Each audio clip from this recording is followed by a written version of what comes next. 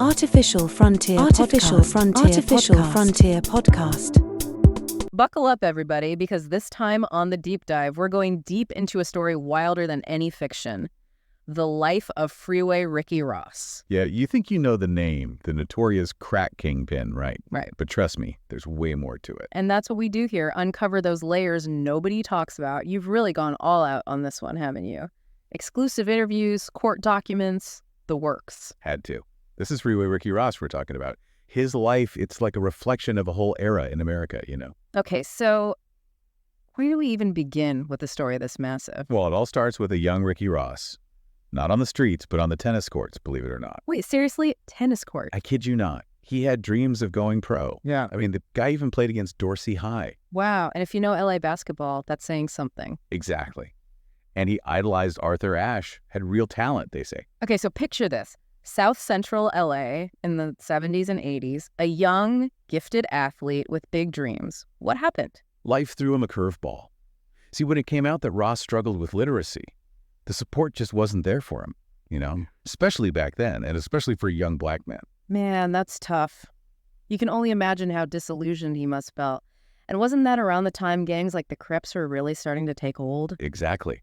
Ross himself even said he kind of admired them as a kid. Imagine that. Yeah. This young guy, full of potential, but the system's failing him. And then there's this other path. Dangerous, but it offered belonging, power even. So how does that kid on the tennis court become Freeway Ricky Ross, the Kingpin? How does that transformation even happen? He brought that same drive, that discipline from the court to the streets, you see. Learned the drug trade inside and out. Buying kilos, building a network of dealers, the whole 9 yards. And his empire. We're talking $1 million, sometimes $3 million a day at his peak. That's insane. It's mind-blowing, right? But what's interesting is that he wasn't just flashing it around. Started investing, buying up businesses, motels, car lots, even a phone store. Interesting. So he's thinking long-term, trying to go legit, maybe, sign of wanting a different life. It's possible. Shows he's thinking ahead, at least. But while he's building this empire, the LAPD, they're building their case against him. The walls are closing in, you know. And then they raided his girlfriend's house, right? Straight out of the movies. Like something you wouldn't believe. And that's when he fled to St. Louis, trying to stay one step ahead. But this next part, this is where it gets really wild. The CIA connection. Right. Now you've got my attention. We're talking about the CIA-backed Contras in Nicaragua, right? Selling cocaine in the U.S. to fund their war. That's right. The whole Iran-Contra scandal. The accusation was that the CIA was knowingly fueling the crack epidemic in black communities to support a covert war. Hold on. So you're saying, what, the government might have been involved in putting cocaine on the streets? That's heavy stuff. Where does Freeway Ricky Ross fit into all of this? Well, Ross has always said he had no clue about Blandon's real connections. You know, he was just focused on his own thing, building his empire. But whether he knew or not, his story, it becomes a big part of this whole national conversation. And that's where, if I remember right, that journalist Gary Webb comes in, right? He was the one who really blew the lid off this thing. Yeah, Gary Webb, he was a reporter, San Jose Mercury News. And he wrote this bombshell series, Dark Alliance, they called it.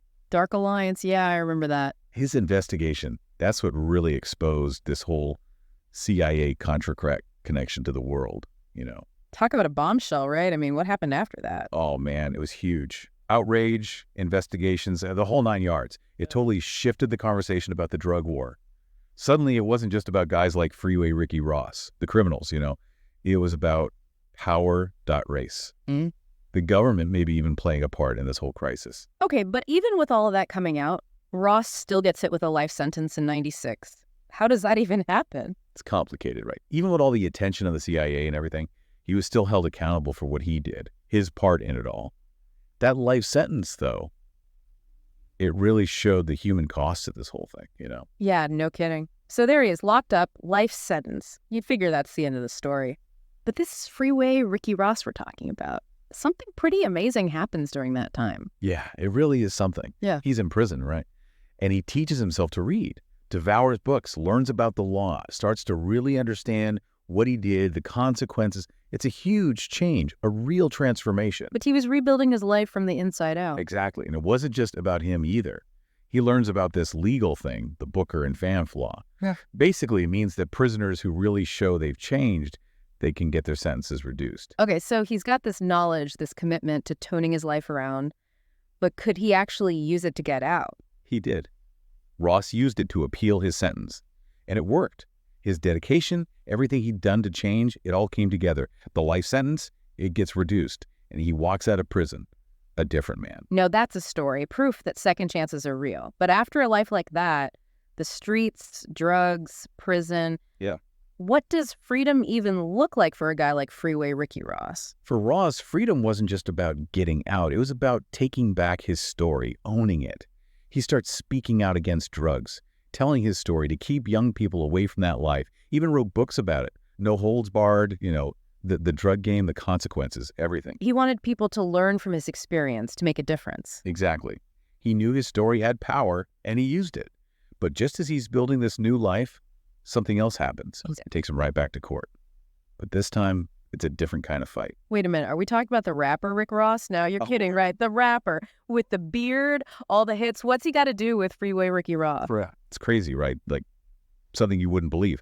But Freeway, he felt like the rapper was using his name, his whole life story, to make money. I get it. I mean, it's one thing to share a name, but to have someone cashing in on your life, your pain, that's got to be rough. Exactly. And for Ross, it wasn't just the money. It was about control. He'd rebuilt his life. He was trying to make a difference, telling kids to stay away from that life. Yeah. And then you've got this rapper, same name, glorifying it.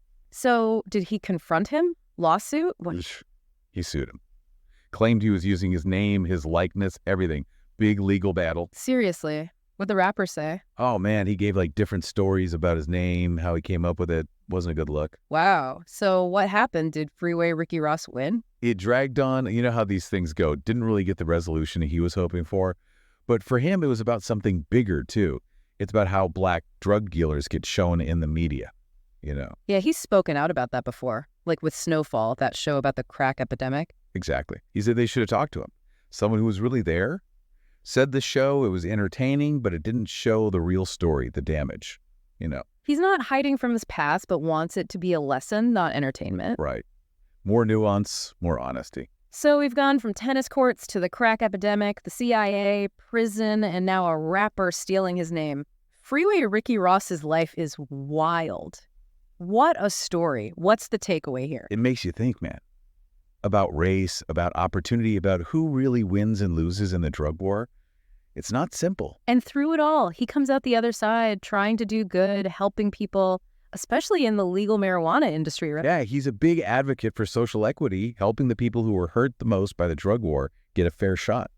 Amazing, really. It really is. Freeway Ricky Ross's story, it reminds you that change is possible, even redemption. Sometimes you just need that second chance. Absolutely. It's a story about hope, even in the darkest places. And on that note, that wraps up another deep dive. Thanks for listening, everybody, and we'll catch you next time.